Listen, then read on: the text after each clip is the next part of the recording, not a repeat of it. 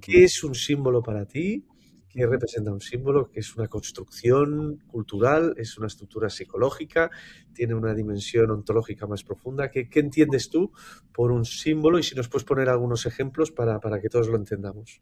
Vale, de entrada creo que el pensamiento simbólico es un pensamiento que permite agrupar mucho, es decir, permite hablar de cosas muy complejas y de empaquetarlas. Por ejemplo, cuando hablamos de arquetipos, pues el arquetipo planetario de Marte pues representan todos los principios de lucha, de guerra, de agresividad, de hostilidades, de deseo visceral, de impulsividad, todo lo que cabe dentro ahí, todas las historias, tipos de personalidad, todos los eventos y comportamientos que pueden estar ahí dentro, es que no nos lo acabamos nunca. Entonces yo creo que el pensamiento simbólico creo que es una forma muy, muy necesaria que tiene el ser humano de comprender globalidades. Justamente por eso creo que el simbolismo y la espiritualidad pueden, no siempre, pero pueden estar muy relacionadas, porque la espiritualidad, en cuanto que quiere abordar temas globales, pues necesitamos estructuras conceptuales que permitan conectar con eso. Y en tanto que el símbolo media o intermedia entre esas grandes realidades globales y lo humano, sí que creo que gracias a los símbolos conectamos más espiritualmente. Tampoco creo que todo el simbolismo tenga una finalidad espiritual, porque existen muchas globalidades no espirituales. De hecho, los símbolos también forman parte de la forma de expresión del poeta para poder explicar realidades, experiencias, vivencias, fenómenos que sin el símbolo no podrían. Es decir, el símbolo para mí es lo contrario al concepto preciso que puedes medir y aislar y que es un ejemplar único. Entonces, eso hace que no se pueda Unos estudiar. ejemplos, Alex, ¿de qué te refieres? Por ejemplo, pues no es lo mismo lo que decía antes sobre el arquetipo planetario de Marte en astrología, pues agrupábamos una gran cantidad de principios. Eso es muy, muy amplio. En cambio, lo contrario a Marte sería decir que concretamente yo antes he empujado a un señor porque estaba intentando robar el bolso a una señora o a lo que sea, y lo he empujado. He tenido un acto en el que yo me he puesto a defender a alguien en un contexto muy concreto y muy específico. Entonces, no es lo mismo hablar con ese nivel de especificidad que estoy diciendo ahora, que hablar a nivel simbólico, que es muchísimo más ambiguo.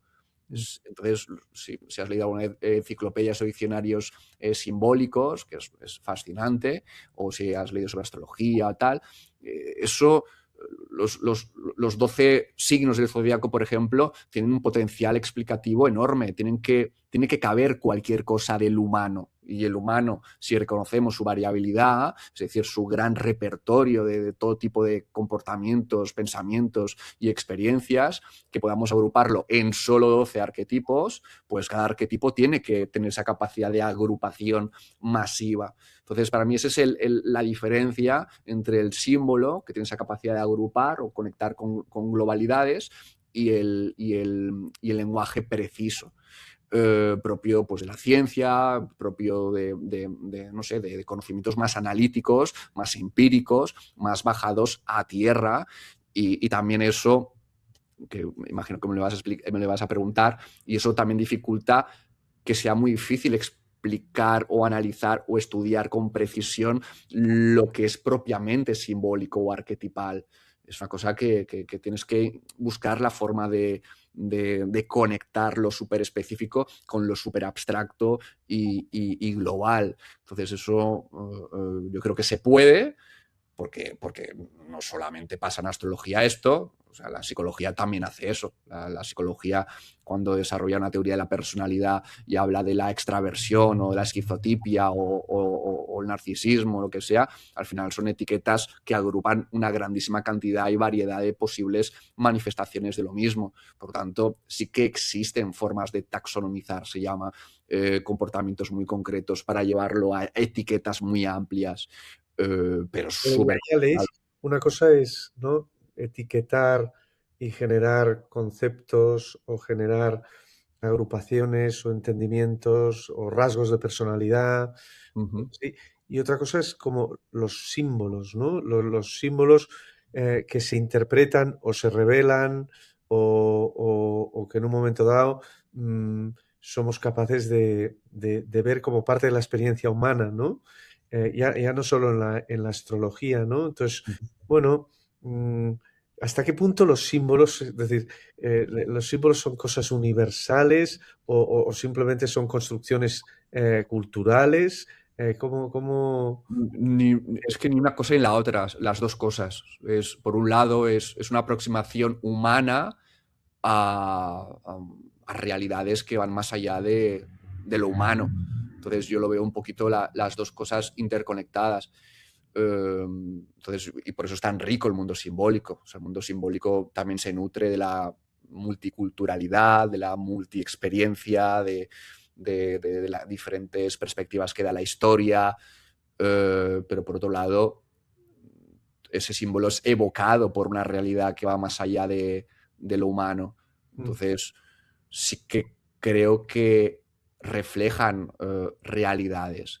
Tampoco confundiría mapa y territorio, en el sentido que no creo que esos símbolos sean en sí la realidad, pero sí que creo que nos aproximan. Es que ya, como comentaba antes, es que no coincido el poder separar cognición, lenguaje, pensamiento, de realidad, experiencia, está todo dentro del mismo modelo de cómo nos relacionamos con el mundo.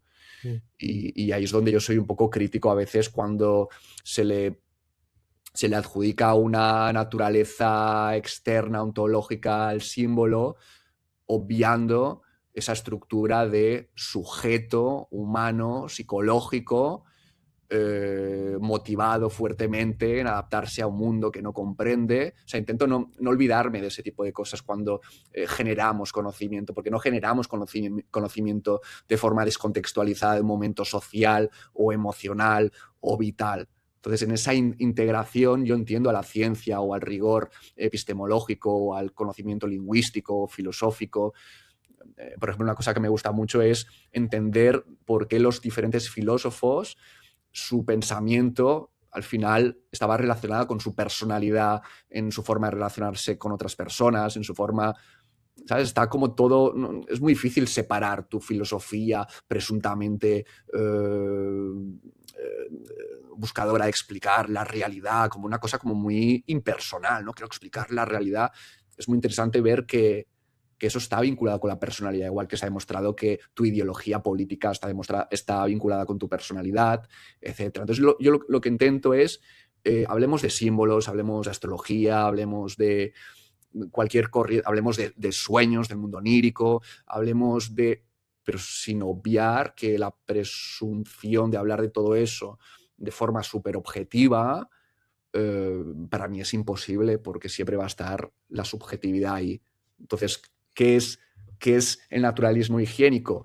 Es el arte de saber ordenar y discriminar desde dónde hablamos, cuando hablamos de una cosa, cuando hablamos de la otra, cuando hablamos de las dos cosas, cuando hablamos más desde la subjetividad, la herida o el error en el intento de entender algo, cuando hablamos de realidades que sí que tienen no sé, una realidad exterior más allá de nuestras experiencias. El tema es, para mí la palabra que es saber discriminar desde dónde estamos hablando. Sin negar nada, ¿eh? Hay una aceptación y una apertura total. Pero desde dónde estamos hablando, qué estamos afirmando, ese es un poco el rigor que yo quiero proporcionar.